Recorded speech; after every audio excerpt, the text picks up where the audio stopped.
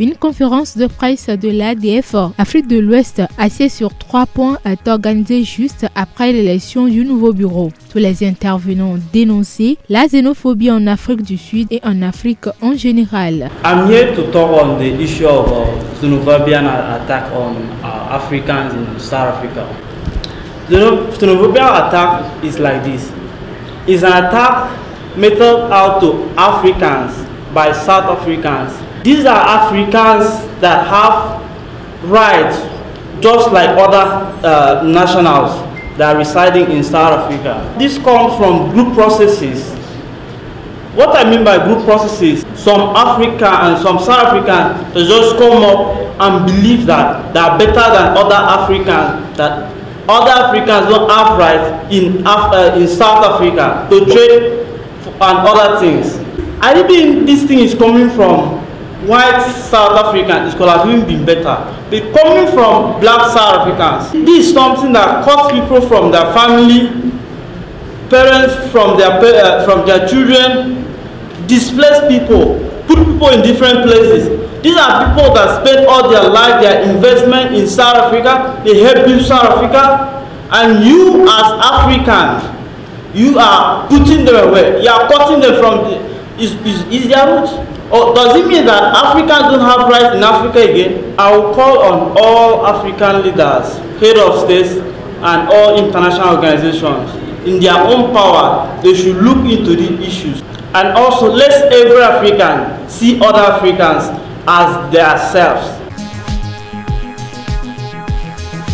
Les intervenants ont dénoncé la fermeture des frontières par la République fédérale du Nigeria, la maltraitance des étrangers au Ghana qui impose à tous les commerçants étrangers une somme de $1 million. I want to particularly talk about the closure of the Nigerian-Benin border. Last year when this was done, we sent protests to our country, Nigeria, and we were assured that somewhere around January, the borders will be open. January of 2020. Up to today, the 4th of October 2020, people have lost their means of livelihood, their businesses. Some people established business that allow them to cross the border on daily basis. Those people, they have lost everything. And then you add it to the COVID-19 that ravaged the whole world. While people were suffering from the pandemic, the suffering of the businessmen who have been deprived of their livelihood since last year continues and multiplies. Let it be clear. But the unilateral closure of the border that allows us to gain so much, so many millions are lost.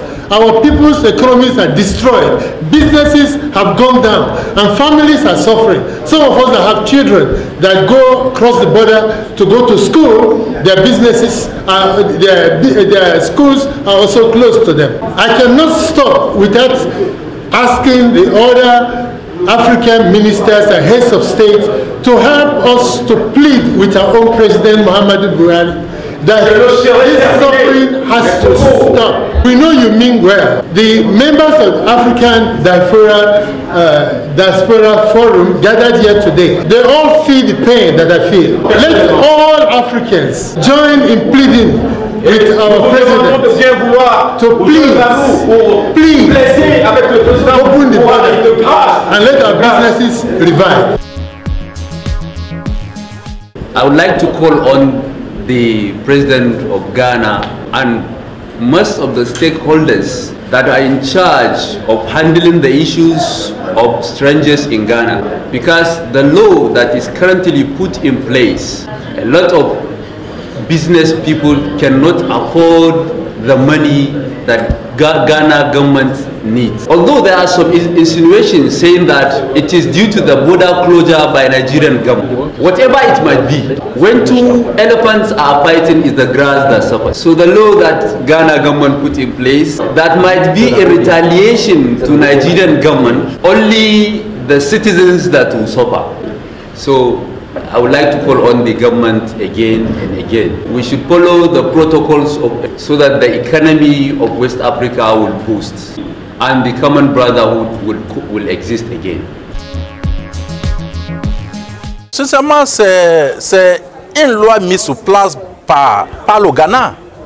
Mais aujourd'hui, aux gens qui souffrent, c'est des communautés étrangères vivant au Ghana qui souffrent. Parce que il faut demander s'il y a un Togolais au Ghana qui a un montant de 1 million $10, est-ce qu'il va rester au Ghana?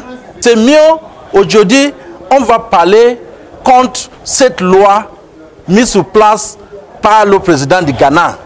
Si c'est possible, on demande à tous les présidents, les chefs d'État africains, pour au moins lui parler, pour revoir ça. Ce n'est pas seulement le Ghana. Le Nigeria a fermé la frontière depuis 2019. Aujourd'hui, les gens souffrent. Les marchandises vendent au Togo, 90% va au Nigeria. Et ce n'est pas des Togolais qui amènent ça au Nigeria, c'est des Nigériens. Si aujourd'hui tu fermes la frontière, ce n'est pas les Togolais ou bien des étrangers tu souffres, c'est votre propre compatriote.